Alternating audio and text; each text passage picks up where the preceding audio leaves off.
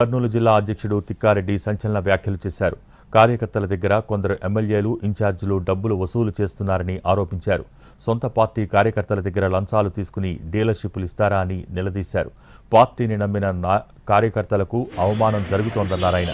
కర్నూలు జిల్లాలో పరిస్థితులు దారి తప్పాయని, అన్ని విషయాలు చంద్రబాబు దృష్టికి తీసుకువెళ్తానని చెప్పారు.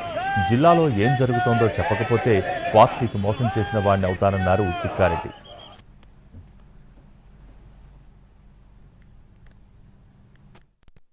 కొంతమంది ఎమ్మెల్యేలు లేక కొంతమంది ఇన్ఛార్జీలని పేర్లు చెప్పుకొని కార్యకర్తల దగ్గర 2 లక్షలు, 3 లక్షలు, 5 లక్షలు లంచాలు తీసుకొని మనం బియ్యం డీలర్షిప్లు లేకుంటే గ్రామ ఇవి తీసుకుంటే ఎంత తప్పండి ఇది చంద్రబాబు నాయుడు గారు, లోకేష్ గారికి, పవన్ కళ్యాణ్ గారికి తెలిస్తే ఎంత బాధ అనిపిస్తుంది.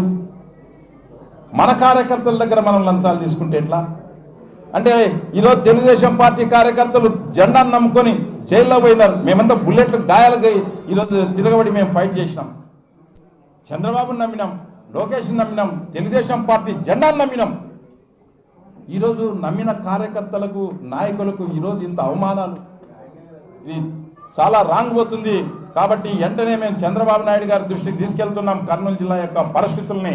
ఎందుకనంటే ఇక్కడ నా జిల్లా అధ్యక్షుడిగా నేను కన్నా ఉన్న విషయాలు చెప్పకపోతే నేను తెలుగుదేశం పార్టీకి మోసం చేసిన వాడిని అవుతాను. కాబట్టి ఖచ్చితంగా నేను తెలియజేస్తాను అని మీ అందరికీ